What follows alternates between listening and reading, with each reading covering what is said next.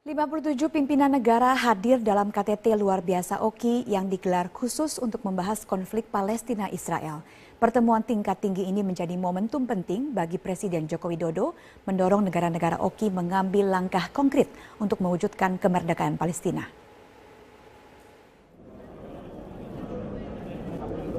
Konferensi tingkat tinggi luar biasa Organisasi Kerjasama Islam atau KTT OKI yang digelar di Jakarta menjadi momentum penting untuk membuktikan komitmen Presiden Joko Widodo mendukung kemerdekaan Palestina.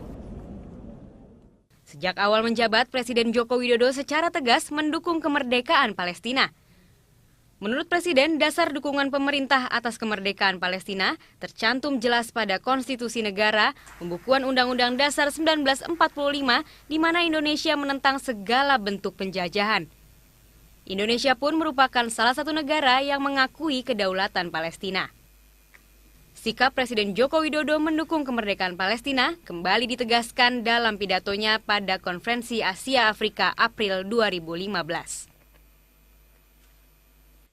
Oleh sebab itu, pada peringatan Konferensi Asia Afrika ke-60 ini, saya menyerukan, mari kita gelorakan kembali semangat Bandung. Mari kita lanjutkan perjuangan para pemimpin kita 60 tahun yang lalu. Kita harus meningkatkan saling pengertian dan mewujudkan perdamaian dunia. Segala bentuk kekerasan harus dihentikan. Kemerdekaan Palestina harus terus diperjuangkan. Pada tahun 2015 lalu, untuk pertama kalinya bendera Palestina berkibar di markas besar PBB di New York, Amerika Serikat. Mayoritas negara anggota PBB sepakat mendukung eksistensi Palestina sebagai pemantau non-anggota PBB. Namun mediasi dan konferensi tingkat tinggi kelompok negara di dunia seolah tak mampu meredakan pergolakan yang terjadi. Konflik dan pendudukan sepihak Israel masih terus terjadi hingga wilayah Palestina terus menyusut dari tahun ke tahun. Korban pun terus berjatuhan. Palestina terus meminta agar negara dunia melakukan langkah nyata menarik penjajah dari wilayahnya. There are tens of resolutions by the UN agencies which recognize Israel and call upon Israeli withdrawal. It's time that these resolutions should be applied. We are fed up with the double standards that have been pursued so far. So we hope that all countries will exert pressure on Israel to apply the UN resolutions which call upon the withdrawal of Israeli troops and establishment of a Palestinian state.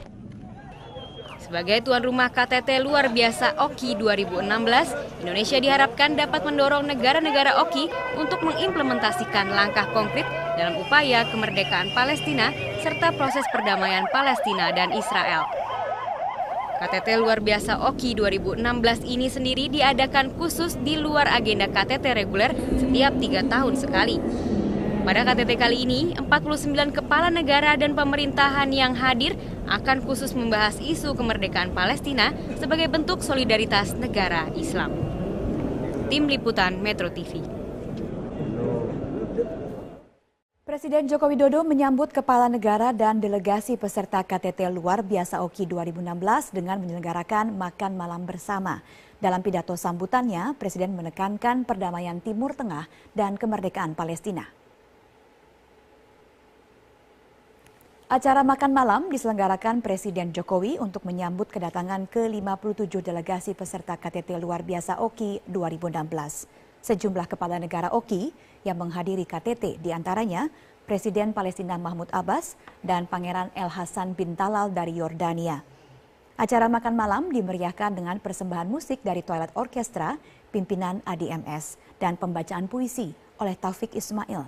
Dalam pidato sambutannya, Presiden Jokowi kembali menyatakan dukungan Indonesia untuk kemerdekaan Palestina, serta agar semua negara memberikan kontribusi yang konkret. The OIC Extraordinary Summit on Palestine and Al-Quds Al-Sharif. This summit is a reflection of our full support towards the settlement of Palestine. That is just. That results in the independence of Palestine. We are here because we want to contribute to the settlement of Palestine. We want to be part of the solution.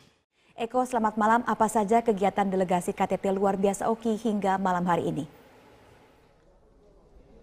Ya, selamat malam Rike. 30 menit yang lalu KTT OKI luar biasa yang kelima yang berlangsung di Jakarta pada tahun ini resmi ditutup untuk hari pertama ini.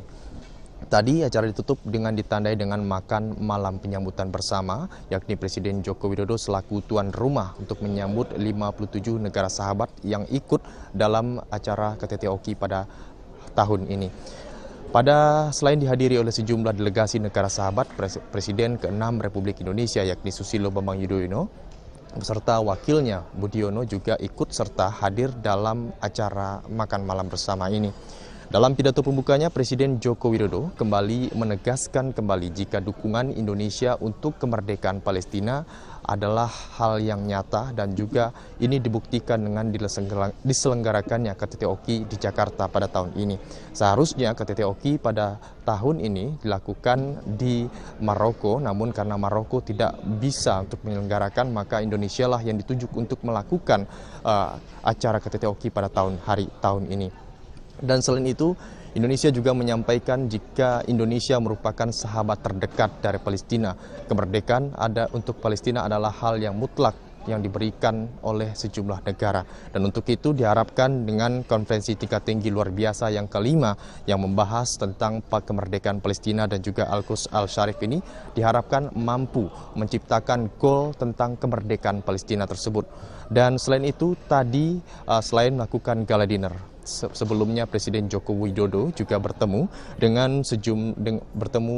melakukan pertemuan bilateral dengan Presiden Palestina yakni Mahmud Abbas, di mana dalam pertemuan itu tadi juga dibahas mengenai selain menegaskan kembali dukungan Indonesia terhadap kemerdekaan Palestina, juga diharapkan Indonesia mendorong semua faksi-faksi yang ada di Palestina tersebut untuk bersatu.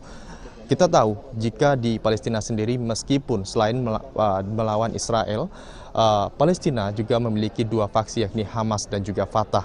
Hamas dan juga Fatah ini diharapkan keduanya bersatu untuk kedaulatan negara mereka sendiri selain juga untuk melawan dari Israel sendiri. Dan selain itu pemerintah Indonesia juga menyampaikan terima kasihnya terhadap Palestina terkait peresmian Konsulat Kehormatan Republik Indonesia di Ramallah. Dan sebelumnya juga Presiden Joko Widodo bertemu dengan Prince Yordania, yakni Pangeran Yordania, dan terkait itu juga membahas sejumlah isu Palestina, juga membahas masalah perbatasan, pengungsi, dan juga persoalan air yang ada di sekitar Palestina sendiri. Dan selain itu, dalam acara pertemuan ini juga disempatkan oleh Presiden Joko Widodo untuk membahas kembali hubungan kerjasama ekonomi antara dua negara. Rike.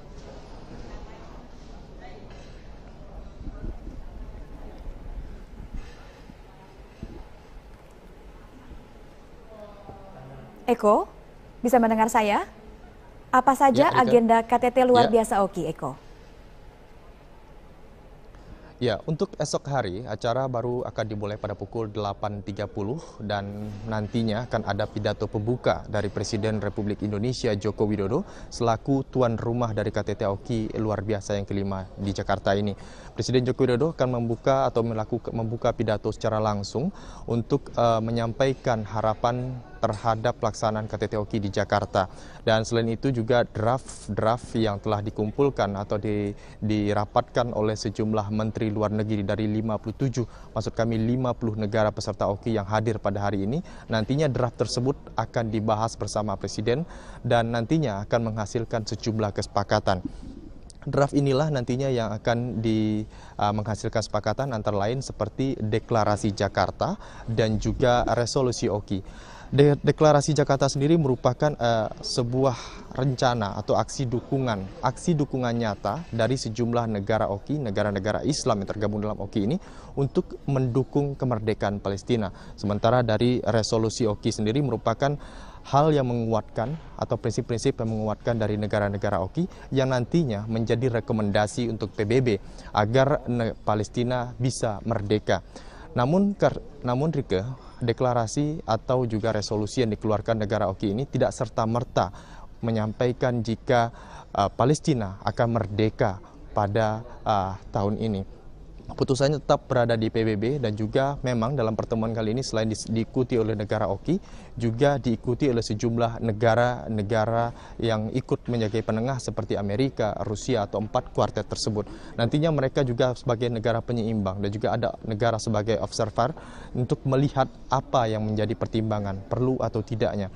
Kita tahu jika Palestina sendiri, kemerdekaannya atau kedaulatan negara sendiri telah diambil sejak tahun 1967 oleh Israel. Dan inilah yang saat ini diperjuangkan oleh negara-negara Islam dan juga terutama untuk rakyat Palestina untuk kemerdekaannya. Kita nantikan esok hari apa hasil keputusan dari KTT Oki luar biasa yang kelima yang berlangsung di Jakarta. Untuk sementara demikian Oki demikian Rike laporan kami, kembali ke Anda ke studio. Baik, terima kasih Eko Flima melaporkan langsung dari JCC Jakarta. Ya, Iqbal, kemudian yang menjadi pertanyaan juga adalah mengapa akhirnya Indonesia yang terpilih sebagai negara penyelenggara KTT luar biasa OKI kelima ini. Apa yang diharapkan oleh anggota peserta OKI ini? Ya, mengapa ini menjadi KTT luar biasa, Zakia? Karena seperti kita tahu, jika kita berbicara tentang konflik Timur Tengah, kita sudah tidak asing lagi yang menghiasi pemberitaan seperti akhir-akhir ini. Konflik antara Iran dengan Arab Saudi. Kemudian ada konflik yang melibatkan anggota organisasi Islam Irak dan Suriah atau ISIS. Kemudian konflik yang terjadi di Yaman dan juga eskalasi konflik yang terjadi di Irak dan negara-negara Timur Tengah lain. Nah, KTT OKI ini bertujuan untuk mengangkat kembali isu Palestina menjadi isu utama di antara konflik Timur Tengah yang lain. Karena seperti kita tahu, jika ini dilaksanakan di KTT reguler ini nantinya akan tenggelam oleh kasus-kasus lain yang berada di Timur Tengah. Oleh karena itu ini menjadi prioritas dalam KTT OKI 2016 kali ini. Dan ini tentunya juga butuh dukungan. Saya akan meralat kembali ada perubahan dari negara yang mengikuti konferensi tingkat tinggi kali ini, Zakia. Total ada 605 delegasi yang diikuti oleh 57 negara. Kita akan dengarkan pernyataan dari Menteri Luar Negeri Retno Marsudi berikut ini. Jadi pada hari ini terdapat 2 pertemuan, yaitu pertemuan yang pertama adalah pertemuan Senior Official Meeting, di mana dibahas draft dari 2 dokumen yang akan dihasilkan dari pertemuan KTT besok, yaitu resolusi yang berisi prinsip-prinsip dasar dan juga berisi political call, dan yang kedua adalah deklarasi Jakarta yang lebih berisikan hal-hal yang sifatnya konkret dan ways forward-nya. Dari pertemuan Senior Official Meeting tadi pagi, kemudian dibawa kepada pertemuan pada tingkat menteri yang baru saja selesai berakhir dan saya pimpin. Jadi pada intinya dapat saya laporkan bahwa kedua draft dokumen, baik resolusi dan deklarasi, sampai pada tahapan tingkat Menteri Luar Negeri telah diterima untuk diajukan kepada KTT yang akan dimulai pada besok hari. Ya, Zakia, dengan deklarasi Jakarta ini diharapkan nanti akan dapat menghasilkan langkah yang konkret yang berangkat dari resolusi, karena kita hanya punya 2 pilihan dalam menghadapi konflik Palestina ini, yaitu we want to do something or we do nothing. Itu yang selalu diungkapkan oleh Kementerian Luar Negeri terkait dengan komitmen Indonesia bersama seluruh warga Palestina yang saat ini masih menunggu kemerdekaan. Zakia, kembali ke studio. All its members to pilgrimage to Al-Aqsa Mosque so that to give pressure to Israel. Yes, provided they go through Amman, and provided they are served by Palestinian and Jordanian service providers, where you stay in a Palestinian-owned hotel, where you ride in a Palestinian-operated transportation, etc. Al-Aqsa Mosque is the 3rd most holiest mosque to Muslims. But it's not enough to say this. We must go and pray there. We must go and insist on our right to be there. We must not leave the residents of Al-Quds al-Sharif alone facing the atrocities and the oppression of the Israelis. As you know, the Israelis have built a wall around Al-Quds al-Sharif. You know, if any Palestinian student want to go to school just on the other side of the wall, they will not let him back. Do you know if any Israeli girl or boy wants to marry from the other side of the world, they will not let them back? Yeah. Do you know it's virtually impossible for a Palestinian in Al-Quds to renew their homes and get a license to do some necessary work to refurbish their homes? There is an endless list of these atrocities, of these oppressions, of these apartheid-like measures. You just need to visit there once to feel yourself directly the dehumanization, the non-stop insults,